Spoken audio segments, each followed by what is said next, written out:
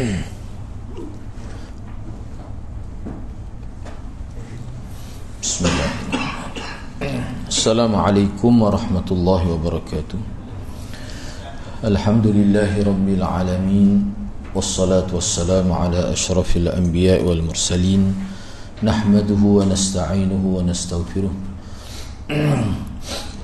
Wa na'udzu billahi min shururi anfusina wa min sayyiati a'malina. Man yahdihillahu fala mudilla lahu wa man yudlil fala hadiya lahu. Rabbi shrah li sadri wa yassir li amri wahlul 'uqdatam min lisani yafqahu qawli. Amma ba'd. Alhamdulillah, bersyukur kepada Allah Subhanahu wa taala kerana dapat bersama pada petang ini. InsyaAllah pada petang ini saya akan sambung perbincangan berkenaan dengan masih lagi muqaddimah lah sebenarnya, berkenaan dengan sahabat, ensiklopedia sahabat ini pada muka surat 50. Bagi yang ada kitab, pada muka surat 50 Allah menamai mereka sebagai Ansar. Seperti yang kita sedia maklum bahawa sahabat Nabi ni kelompok yang paling besar adalah Ansar lah. Kalau nak berbanding Muhajirin pun Ansar lebih ramai. Kalau yang disebut dalam Quran pun dua tu ya, Muhajirin Ansar. Kemudian walladzina tabung, dan orang-orang yang mengikut jejak langkah mereka, hak selain daripada Muhajirin dan Ansar itu. Jadi pada petang ini sebagai sambungnya, Allah menamai mereka sebagai Ansar. Jadi penamaan mereka sebagai Ansar itu bukan datang daripada manusia sebenarnya, tapi itu merupakan datang daripada Allah dalam bentuk wahyu. Diriwayatkan daripada Ghailan bin Jarir, beliau berkata, aku berkata kepada Anas, siapakah yang menamai kamu sebagai Ansar? Kamu sendirikah ataupun Allah Subhanahu wa taala? Anas menjawab, Allah lah sebenarnya yang menamakan kami sebagai Ansar.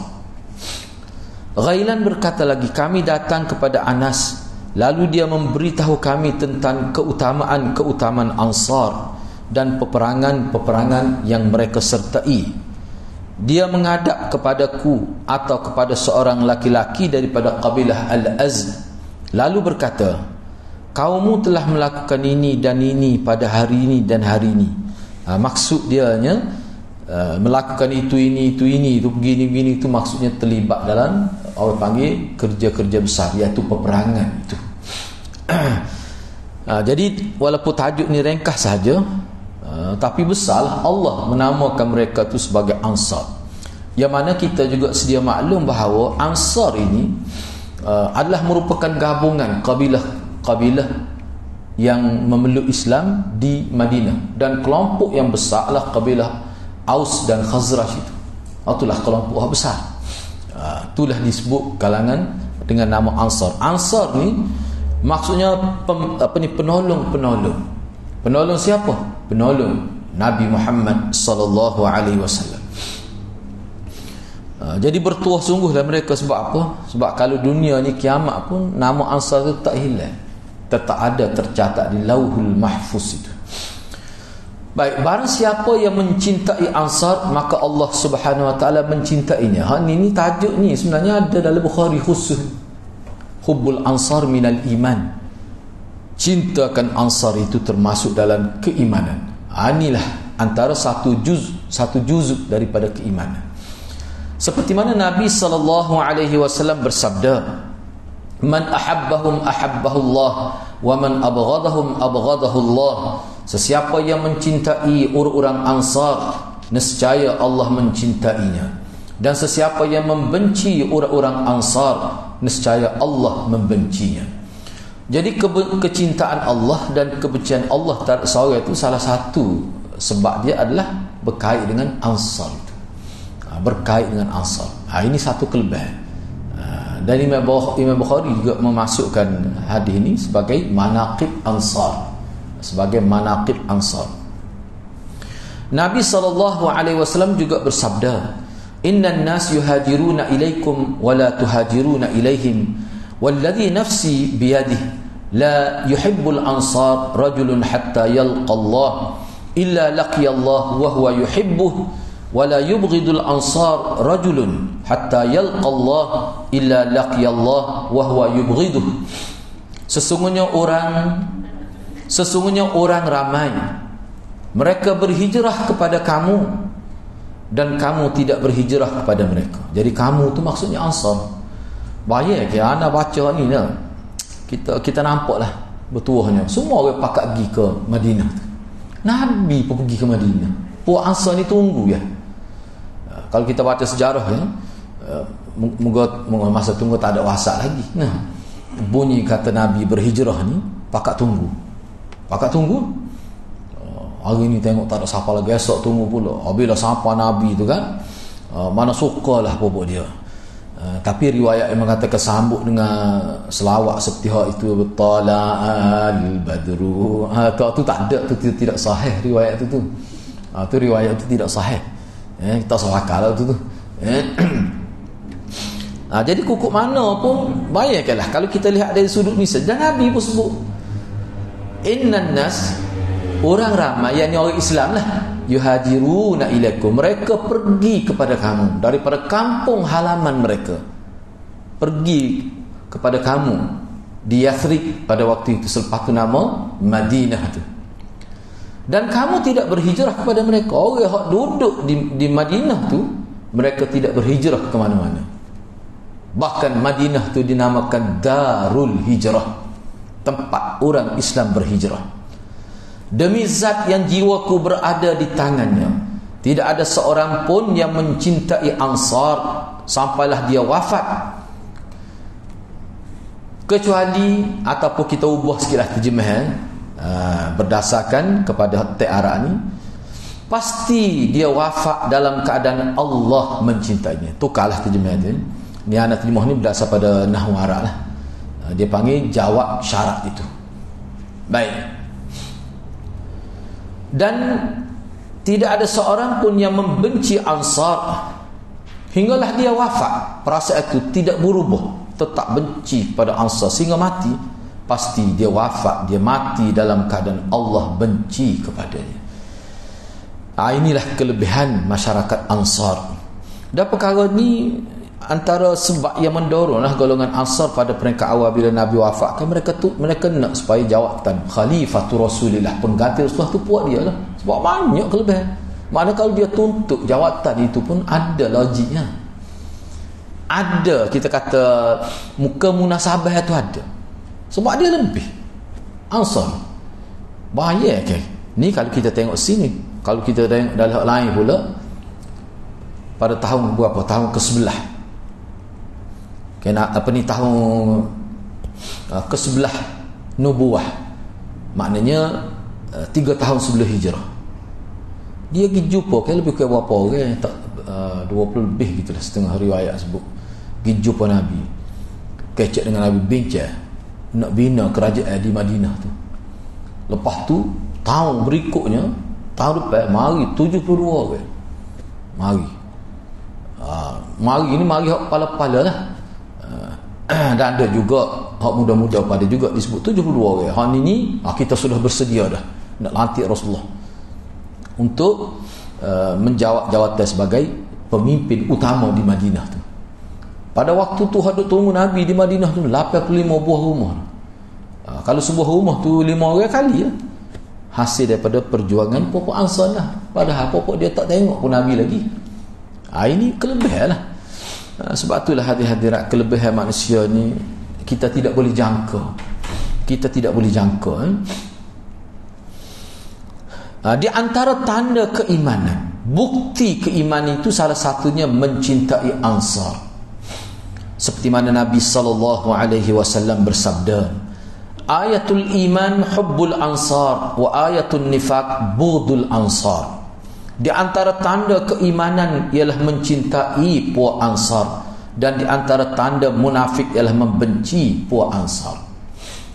Hak ni hadis-hadis kita baca ni, mana kalau dalam konteks Syiah lah, memang ulama sebut Hadis-hadis yang menyebutkan tentang tanda-tanda iman, cintakan Ansar dan sebagainya, ini sudah jelas dah bahawa golongan Syiah melampau lah, Syiah Rafidah itu, mereka tidak Islam sebenarnya, sebab mereka benci pada Ansar. Bukan sekadar benci. Kalau kita baca sejarah dia, Anas bin Malik ni kafir ni. Anas bin Malik ni kafir. Tu dahsyat sebab itulah ulama kita kata, misalnya Imam Ahmad Ibn Hanbal, dia kata idza ra'aita ahadan yantaqisu ashab Rasulullah fattahim Islam. Bila kamu lihat seseorang sebut keburukan sahabat dengan maksud supaya orang tahu sahabat ni buruk, tidak mengkafirkan, sebut keburukan, fattahim Islam, kamu kena ragu keislaman dia.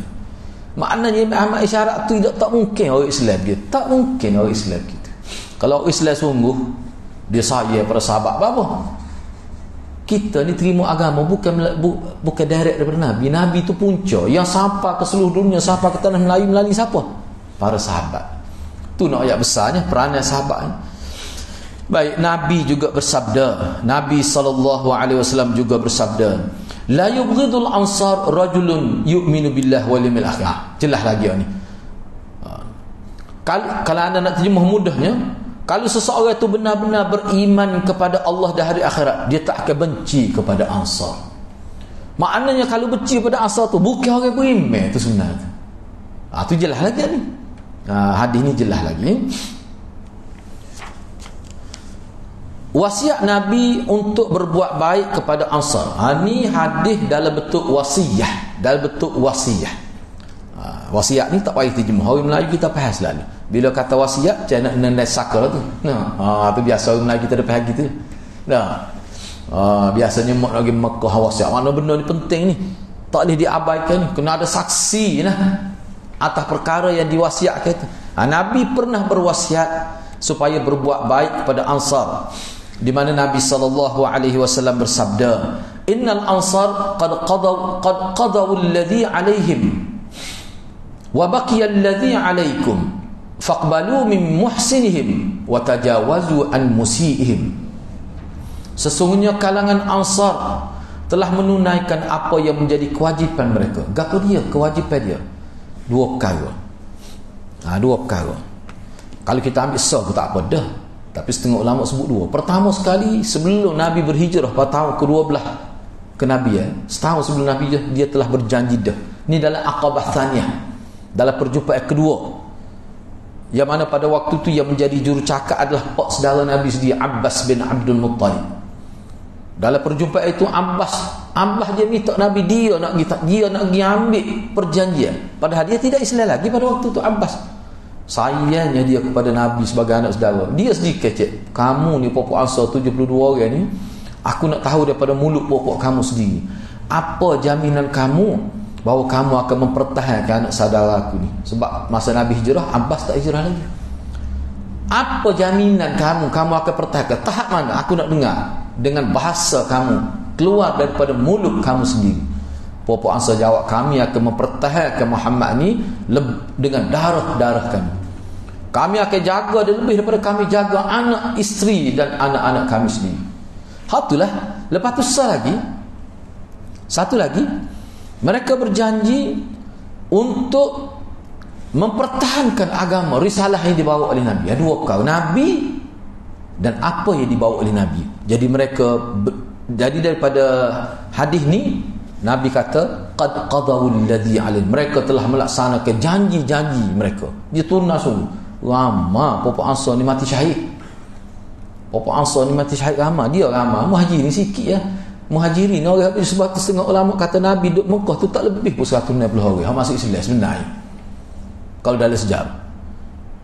Siapa Madinah ni 800 orang lebih dah tunggu.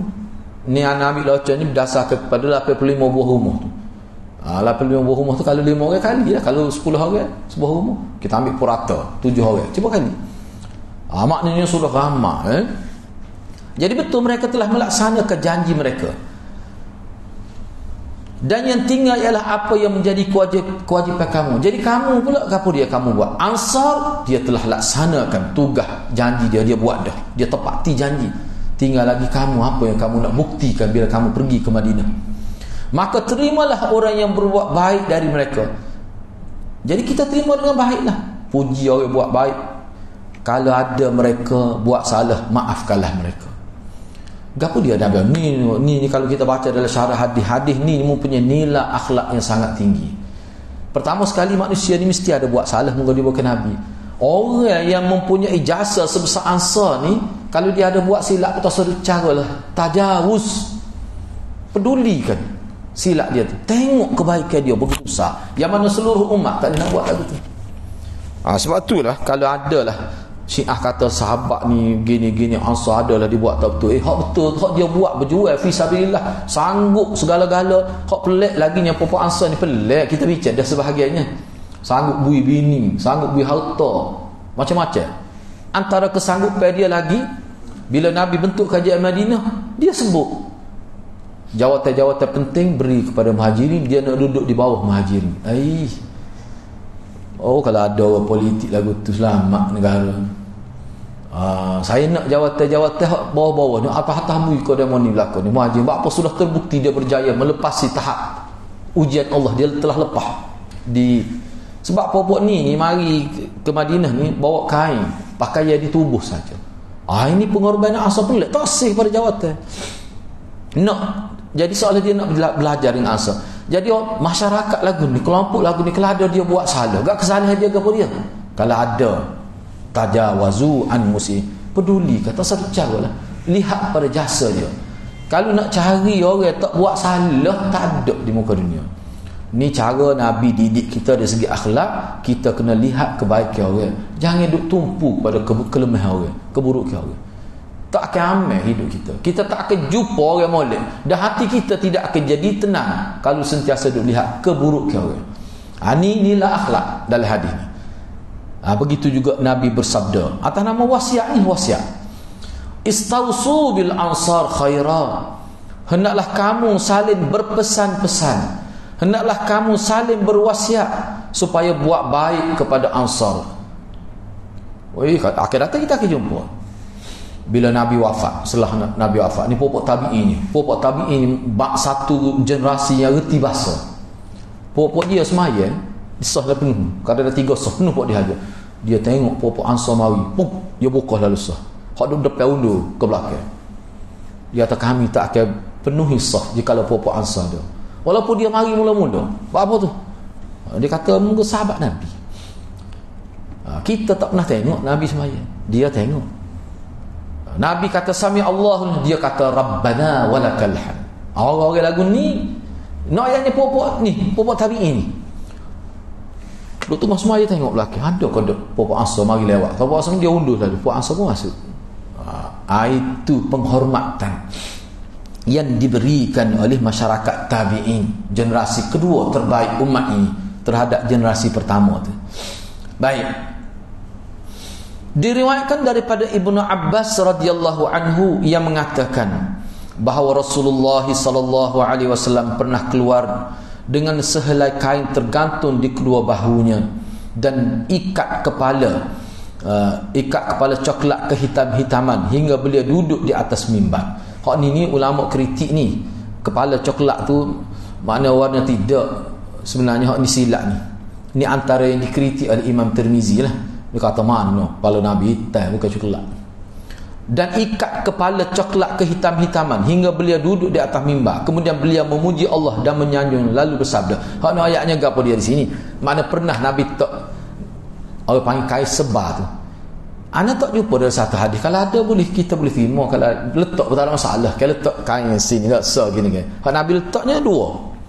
Nabi satu sekali Nabi letak sini, turun tu bikin tu ada. Nak letak sini pun tak apa. Tapi kalau siapa peringkat menjadi satu lambang pada satu kumpulan, dia kumpulan itu pula kumpulan yang kita tengok ada masalah lah. Kalau tanya ana tak jangan buat gitulah. Letak tu direct spot Nabi buat letak sini. Pada ketika itu ada setengah kata Nabi tak pakai serban pun, dia pakai kepiah. Dan Nabi ni rambut dia hitam, sapak tua. Kalau ada uban pun tak sapa 30 lah, setengah kata 20 lah. Gitu ya. Tu. Tak apalah, biarlah ni. Kemudian bila Nabi nak khutbah ni. Nabi nak khutbah hari Jumaat kan. Kemudian Nabi SAW memuji Allah dan menyanjungnya. Kemudian Nabi bersabda, selepas Nabi muqaddimah khutbah tu, Nabi berkata, amma ba'du, ayyuhan nas, innan nas yakthurun wa taqillu al-ansar hatta yakuna kal milh fi at-ta'am, faman waliya minkum amran yadurru fihi ahadan aw yanfa'uhu falyaqbil min muhsinihim wa yatajawaz an musiihim. Amma ba'du, wahai manusia, sesungguhnya manusia semakin ramai jumlahnya. Maknanya orang mari tu sebelum tu, idza ja'a nasrullah tu manusia sudah mari daripada kelompok ni, kita terpelusuk mana pun sudah mari berapa? Nak bersama Nabi di Madinah.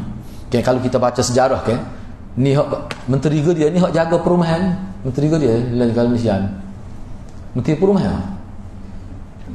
Menteri itulah hak jaga dia punya rumah ni, menteri. Masa tu, sebelum tu ayat idza tu anda baca dah dalam sirah perkembangan. Dia ada buku khusus Madinah ni, bagaimana proses perkembangan masyarakat Madinah, populasi dia berlaku dengan begitu cepat tu. Dia kata siapa hak urus bagi, sebab ni majlis perbandaran Madinah perempuan apa ada dalam kita baca dalam buku tu. Orang hak mari tak mampu dah nak menampung rumah-rumah hak ada tu. Tak mampu buat apa, akhir sekali jadi jauh daripada Madinah. Semakin luas kawasan Madinah tu. Apa tu? Maknanya kata-kata penghijrahan yang berlaku, masyarakat luar datang ke Madinah berlaku dengan begitu rancak. Siapa bila tu Aizaja Anasullah tu sekali mari tu, 2-3 bah sekali mari. Afwaja, mari masuk Islam, bukan mari ke Islam dah. Itu perkembangan. Sebab tu Nabi kata, wahai orang ramai, sesungguhnya manusia sudah semakin ramai jumlahnya, sedangkan orang-orang Ansar semakin sedikit. Apa? Sebab pertama sekali mati kerana peperangan, pupuk dia mati orang lain, orang yang tidak Ansar, sahabat juga. Nabi sebut pok sikit dah pupuk Ansar, kau sikit sama dah. Sehingga mereka ini, Nabi bandingkan mereka ni tidak ubah seperti garam dalam masakan. Kayak garam, kau rebus sikit ya. Orang kata tak boleh garam ni sebab dia penting, bubuh banyak. Bubuh segun ni garam ada. Sikit ya, tapi berasa dah. Lagu tu lah asal. Sikit pun ada kebaikan dia. Tak ada garam, lecah. Orang Kelantan kata lecah. Lecah boleh. Ni gitulah. Ayatnya keberadaan Ansar di Madinah, walaupun dia jumlah sikit, tetapi dia tu sangat berguna untuk masyarakat tabi'in. Supaya garam dalam masakan. Hak Nabi nak sebutnya apa sebenarnya? Sesiapa di antara kamu yang diberi suatu urusan, yakni menjadi pemerintah, di mana dia dapat memberikan mudarat atau manfaat pada seorang. Bila pemerintah ke dia ada kuasa, dia boleh buat baik, dia boleh tidak buat baik, maka hendaklah dia menerima orang yang berbuat baik. Mana dia kena jaga molek ni kemaslahatan puak Ansar, walaupun Ansar ni sikit, dan memaafkan. Kalau ada puak Ansar buat salah, dia kena maafkan. Makna Nabi nak ajar supaya orang jadi pemerintah selepas aku wafat ni, puak Ansar ni kau sikit sama dah. Gak mana puak Muhajirin lagi sikit lah. Puak ni ayat lebih kita puak Ansar, puak Muhajirin tu ada hadis lain lah pula. Ni kita nak bincang Ansar dia. Jadi kalau mana-mana orang jadi pemerintah selepas ni, walaupun puak Ansar tu sikit, dia kena jaga molek. Kalau ada puak Ansar buat salah, jangan duduk tu bertindak peluang pada dia berubah. Tajawuz ni maaf lah kalau sikit sebanyak kesalahan tu. Apa tu? Sebab puak ni lah, puak Ansar lah menjadi sebab aku boleh memerintah Madinah. Seolah-olah Nabi dah kata gitu. Puak dia ni hadirat akan datang kita bincang lah. Dia perang ni, siapa hak tina-tina tu, kita kata sahabiyah tu pun, kalau kita tengok dalam sejarah, dia hantar suami anak bila habis satu musim, misalnya dalam peperangan Uhud misalnya, jerit ada perempuan-perempuan, bukan seorang jerit apa, tak ada dah, suami pun seorang tu, anak jatuh-jatuh habis matilah kau, jerit apa, tak ada dah, nak hantar lagi perang tak ada. Lepas ni kalau berlaku peperangan, dia hanya doa saja, nak hantar anak tak boleh, habis matilah kau dah. Tu puak Ansar. Diriwayatkan daripada Hisham bin Zaid, yang mana dia berkata, aku mendengar Anas bin Malik berkata, Abu Bakar dan Al-Abbas melalui salah satu majlis Ansar Mereka menangis, mereka berada dalam keadaan menangis. Puak Ansar adalah menangis. Lantas dia bertanya kepada mereka, apa yang membuatkan kamu menangis, wahai Ansar? Ni cerita ni saya nak wakar dengan Abah lah Pak Dayang. Orang Ansar duduk jerit dalam satu majlis Puak Ansar lah. Bapa menangis tu?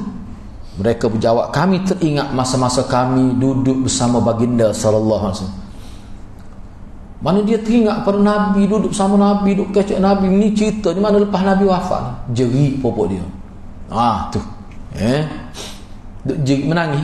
Kemudian Abu Bakar datang kemudian Abu Bakar datang kepada Nabi dan menyampaikan. Ni sebelum Nabi itu lagi sebelum Nabi itu. Dia gini, dia popok Ansar ni dari segi perumahan lah. Dalam internet pada sebut. Sebab Sayyidina Abu Bakar sendiri, umur Sayyidina Abu Bakar ni, dia duduk jauh daripada Madinah, daripada bandar. Popok Ansar pun begitu juga. Sebab tu ada dalam hadis popok dia ni dia kata payuh, dia kata duduk jauh. Misalnya apa nama tu? Dia sahabat Nabi ni ramah hak buta. Hak buta duduk jauh, nak mari semaya pun payuh. Kalau hari hujan sikit tak boleh mari lalu. Jadi ramah hadis lagu tu. Jadi kadang-kadang popok dia boleh tak boleh mari nak hari lah, tak boleh mari setiap masa. Setengah orang yang duduk dekat tu 5 kali sehari semaya dengan Nabi, setengah tu tak. Hari Jumaat saja mari setengah tu, hak duduk jauh-jauh sikit tu. Jadi kalau nak mari semaya tu 5 waktu tak boleh.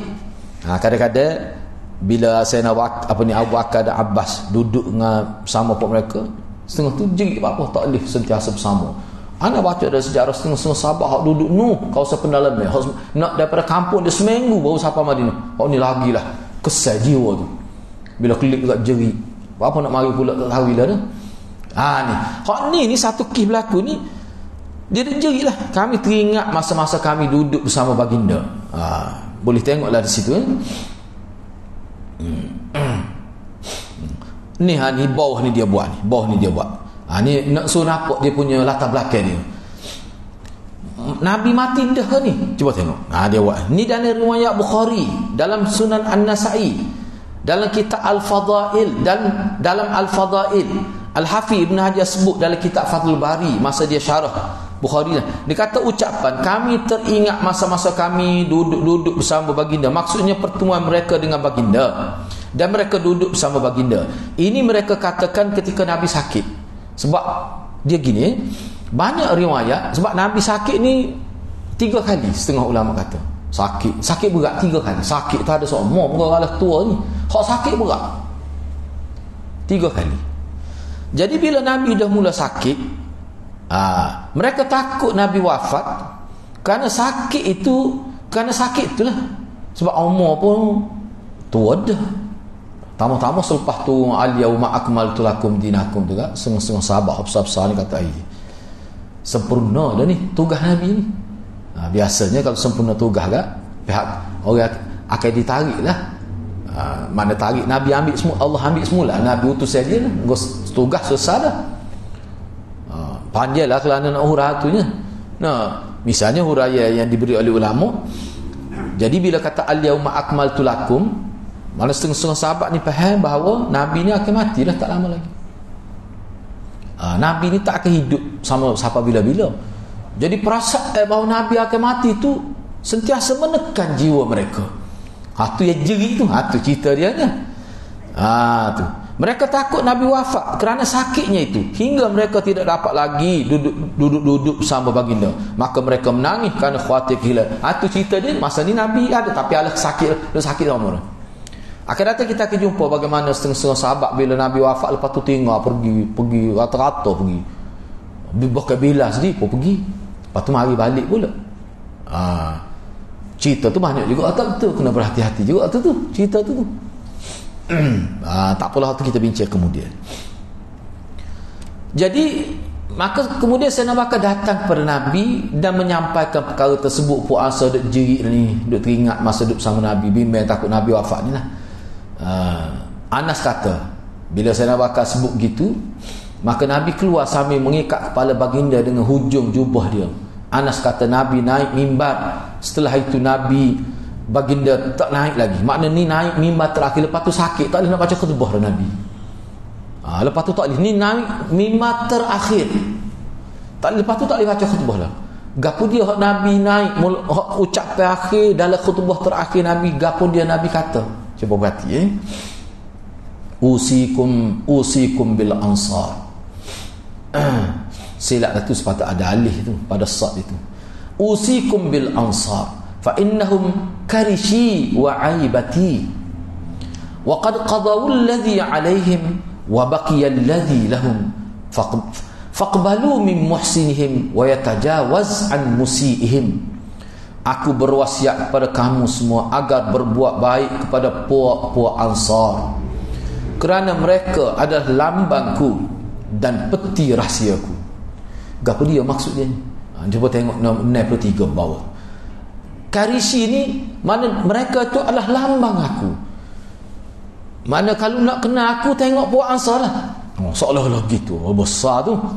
Dan mereka adalah aibati, rahsia, peti rahsia. Kemaknanya baik buruk aku pun duduk pada Ansar itu. Setahun tu Nabi kata. Cuba tengok 93. Hafiz Ibn Hajar dalam kitab Fathul Bari, dia menghuraikan maksud kata-kata Nabi ini.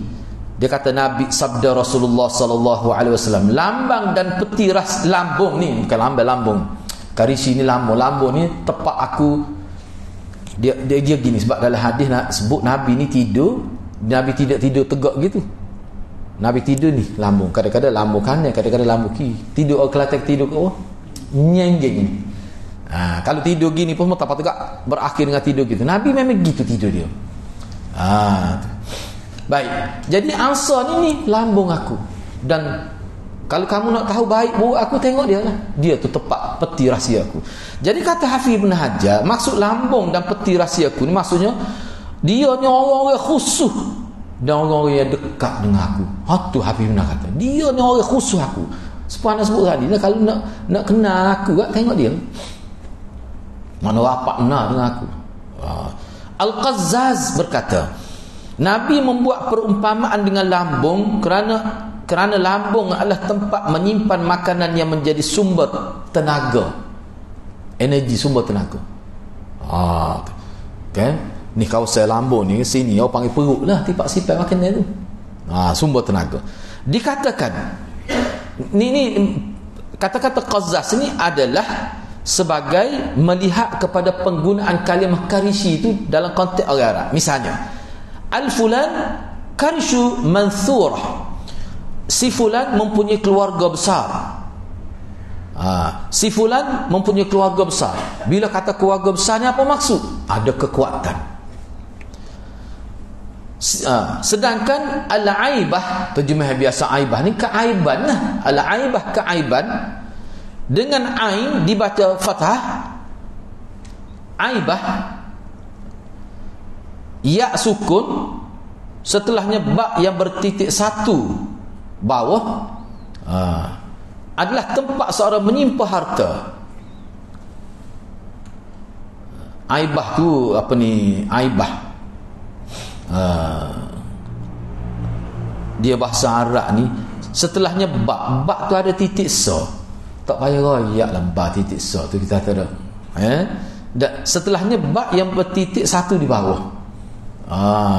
Dia dulu, sebab itulah setengah ulama kata dia panggil apa ni, ba mu'jamah, tak mu'jamah, tak bertitik, tak payah ya, tak bertitik. Tapi style kita dulu dia gitu, kita boleh faham style dia royak. Sebab ada juga hak titik tidak tak, sebab dia kira ta dengan nun itu rumah sama. Jadi kalau titik dua, dia sebut dua titik. Ya gitu je dulu. Kita lah ni mudah orang titik je lah. Sebab tu setengah ulama kata hak asal dulu tak ada titik, cuma dia sebut. Ni pun gitu, tak apalah. Adalah tempat seseorang menyimpan harta yang paling berharga miliknya.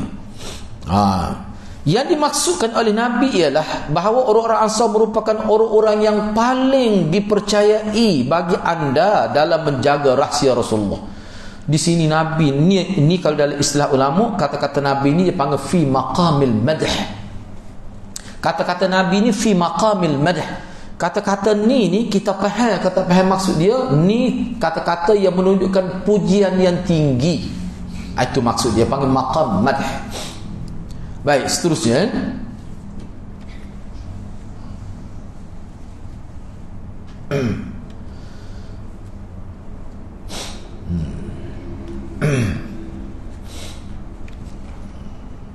Mana sah ni? 23 ni dah. Mereka telah menunaikan apa yang menjadi kewajipan mereka, seperti yang anda sebut tadilah. Dan yang tinggal adalah apa yang menjadi hak mereka. Jadi kamu kena tunailah. Maka terimalah orang yang berbuat baik daripada kalangan mereka, yakni Ansar. Hargailah mereka itu. Dan maaflah di kalangan mereka kalau ada orang buat salah. Apa-apa, sumbang dia terlalu besar. Hak ni boleh katakan manusia umumnya faham ni. Misalnya kita kata contohlah, di kalangan sahabat-sahabat kita, baguslah lebih harta, tapi adalah dia buat silap. Misalnya contoh, dia buat silap, kadang-kadang kita tak kelih apa tu, duduk tengok dia silap. Hak dia buat baik banyak tu tak kira. Misalnya pemimpin negara, kalau ada buat salah, tetapi kebaikan dia tu kalau nak bincang tak habis. Kadang-kadang orang buat seminar tentang pemikiran. Hak ni lah juga semisal contoh Muawiyah. Contoh Muawiyah ni, anak dalam buku yang anda baca, dia ada khusus tentang Muawiyah ni. Muawiyah ni manusia, dia ada buat salah. Ada sahabat kritik dia pada tak tahu ni dalam tindakan ni. Ijtihad dalam bab nak menentukan sikap, nak bertindak macam mana, mesti ada orang kritik, tak boleh gila. Sahabat pada antara hak kritiknya Ibnu Umar kritik Sayyidina Uthman. Ada dia tak suka Sayyidina Uthman, sepatutnya tak lewat gini. Tetapi bila orang tanya tentang Sayyidina Uthman ni buruk ke tidak, perangai huduh ke tidak, dia kata kalau ada huduh sikit, dia hilang dengan gitu ya. Apa kebaikan dia tu tak boleh nak bayar banyak. Tu sikap sahabat dalam menilai sahabat ini. Seperti contoh Muawiyah, penulis wahyu tu. Di kalangan sahabat ni itulah tokoh politik, sehingga ada di kalangan sahabat kata seolah-olah dia dilahirkan. Ada sahabat kata seolah-olah Muawiyah dilahirkan untuk memerintah. Sahabat lain ramah bagus, tapi perangai dia tidak sebesar Muawiyah. Antaranya, ni besar, cerdik tak cerdik. Apa dia buat pengkalan di Syam, di Syria? Apa? Orang tanya dia, apa pusat pemerintah dia tidak Madinah? Pada Madinah dia lebih daripada Syam. Apa? Dia kata, aku buat pengkalan politik. Salah satu Aleppo adalah salah satu tu. Dia 5 pengkalan besar, satunya Aleppo tu. Kalau dalam buku disebut. Dia kata, mana jawab apa dia? Sahabat lain tak terfikir. Dia kata, aku ni pemerintah. Mana orang politik lah. Apa aku? Padahal aku tahu kelebihan Madinah, kelebihan Mekah. Tapi apa aku buat orang pusat pemerintah Umawi di Damsyik, Syria lah kalau ni. Apa? Kerana politik lah juga. Apa dia? Supaya menjadi benteng. Orang Rom dengan Parsi tak boleh mari. Maknanya kalau puak tu nak mari Syria Madinah, dia kena berhadapan dengan tentera aku dulu. Kalau kita baca kan dia belum. Maknanya dia sanggup dah segala-gala untuk Islam. Maknanya kalau puak-puak tu kuasa besar pada waktu tu nak Syria Madinah, dia kena menghadapi 5 pengkala tentera aku dulu. Tu sahabat kagum dengan dia tu. Maknanya dia ada dah ambil kira. Dia bukan semata-mata nak itu, dia tahu Madinah tu lebih. Madinah ni lebih. Semaya di Masjid Madinah dia tahu 1000 kali ganda. Dia tahu maya Mekah lebih 1000 kali ganda sewaktu semaya. Dia tahu.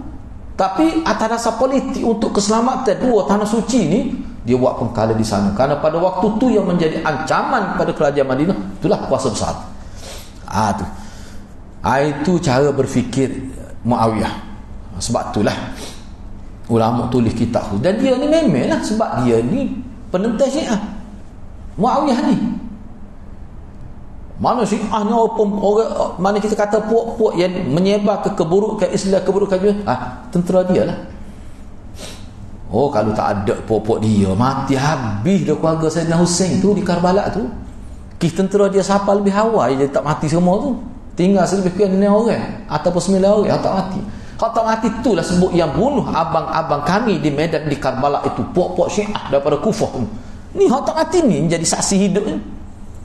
Bapa tak mati tu, sedangkan dia tu bukan tentera, orang biasa, perempuan pun ada tak mati. Bapa yang tak mati semua, sedangkan tentera Syiah yang serang Sayyidina Hussein tu beribu-ribu jumlah dengan lengkap bersenjata.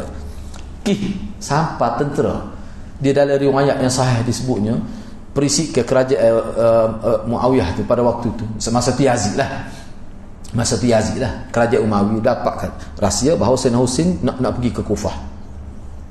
Sorak yang sampai pada Sayyidina Husain 400 lebih surat daripada Syiah Kufah, marilah ke Kufah ni, kita akan tabarkan dia ni jadi pemerintah khalifah. 400 lebih surat sampai, sehingga dia terpengaruh. Dia ingat kau pokok tu betul, jin betul.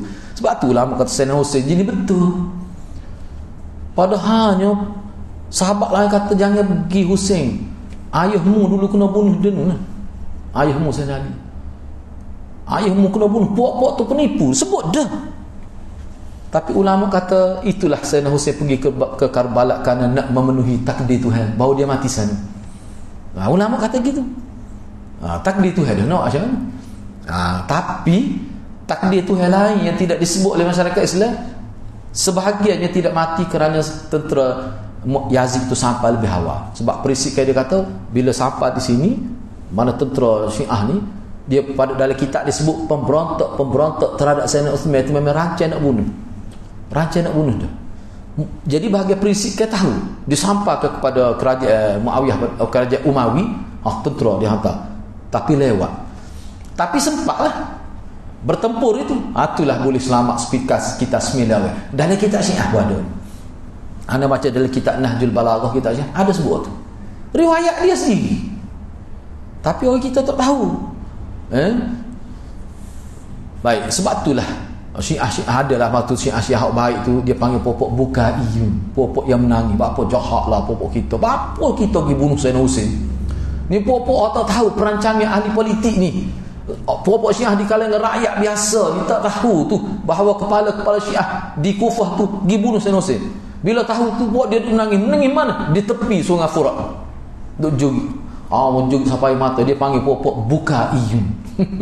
Popok menangis.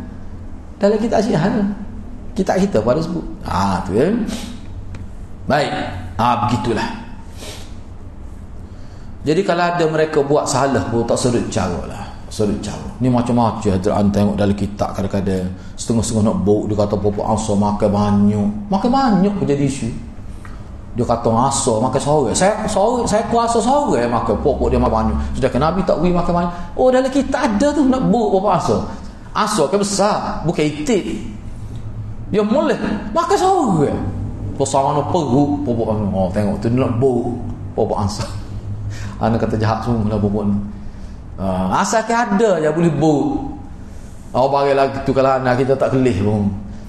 Kita tak kelih. Dulu pernah banyak kan nak sebut cerita banyak, tapi dalam konteks ni lah. Dalam konteks ni tak apalah, kita pergi terus. Nak ambil sikit lagi. Ambil sedikit saja lagi. Kita habiskan sedikit saja. Ramai syuhada yang berasal dari kaum Ansar. Ramai syuhada. Sebab tak nak kata tadi, mana orang-orang mati syahid perel bersama Nabi pun dia ramai. Sebab jumlah dia paling ramai. Misalnya Ibnu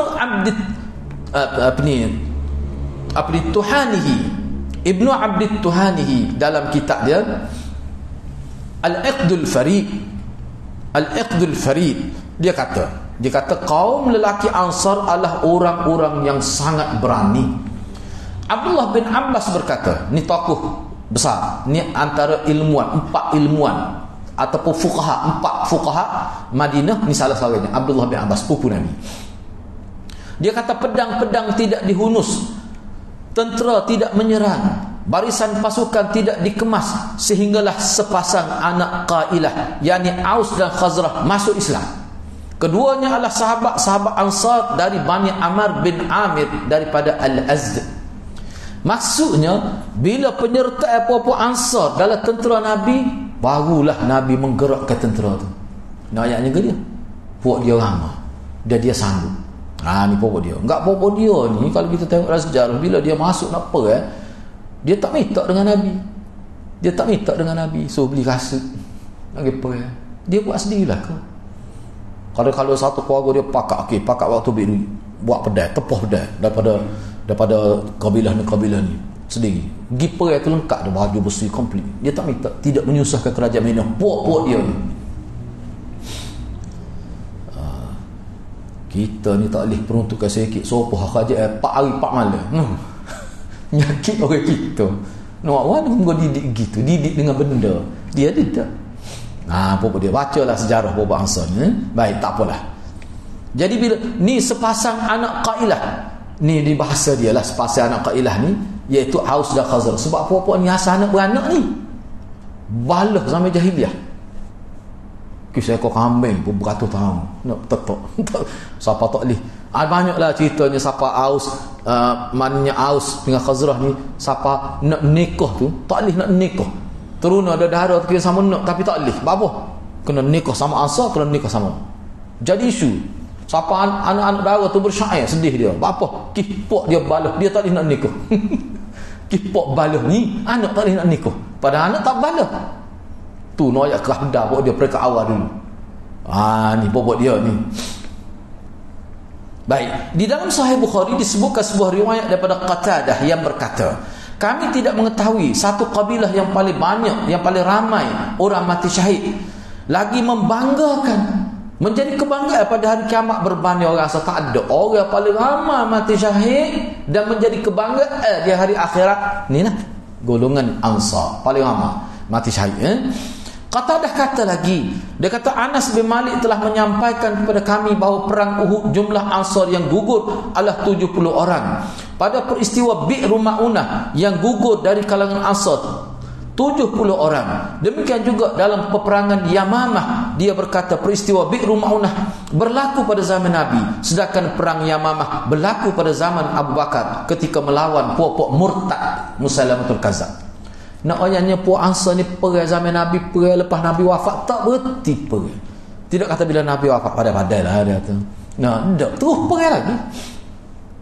Diriwayatkan daripada Anas bin Malik radhiyallahu anhu yang berkata, 70 orang daripada Ansar gugur dalam peperangan Uhud, 70 orang gugur dalam peristiwa Bi'ru Ma'unah, dan 70 orang dalam perang Yamamah melawan Musailamatul Kazzab dan Sayyidina Waqah, dan 70 orang lagi dalam peristiwa jambatan Abi Ubaidah. Hak ni pun ada sejarah khusus ni belakang. Cuba tengok 64 bawah tu dia buat.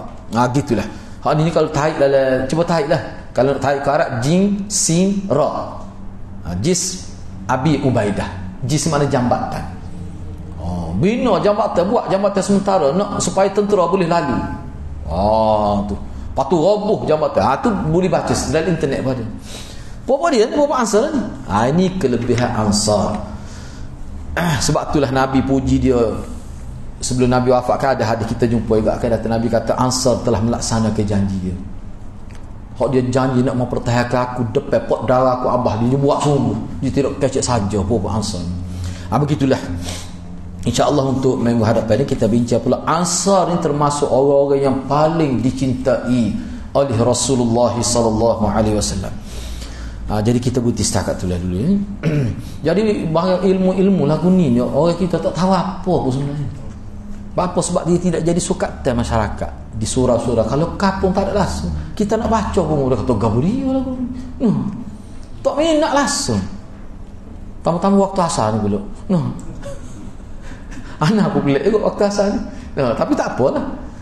Bagi Anas kita baca tu tengah malam kita ni. Kita lain pun ada lagi. Misalnya Dr. Ahmad As-Salabi, Ali As-Salabi. Tulis khusus pula. Apa ni? Hak ni anak buku hak baru anak jumpa ni. Anak pun tak macam mana boleh terlepas mandai ni. Apa ni? Saduq Urjun, Muhammad Saduq Urjun. Karya dia bak sahabat ya. Hak lain sikit-sikit ya. Dia baca sosok sahabat ni. Tak banyak sahabat tu. 80 muka surat, 180 muka surat. Syekh Muhammad Sadiq Urjun. Dia bicara tentang sahabat. Memang menarik. Anak duk kelih pun kata bagus. Kalau kita bicara ni atas seorang sahabat gini-gini. Dia bicara peranai sahabat antara dia semua. Tu bagus pula tu. Mana sirah dilihat dalam konteks peranan yang dimainkan dalam sistem pemerintahan negara. Hak sahabat-sahabat. Hak tabi'in tak sekira lah. Syekh Muhammad Sadiq Urjun. Banyak buku dia, berpuluh-puluh buku dia. Tak apalah kita buat habis dulu. Kita akhir tu. Bagus ya. Begitulah, mudah-mudahan Allah berkati kita semua. Aku qali hadza wa astaghfirullah azim li wa lakum. Assalamualaikum warahmatullahi wabarakatuh.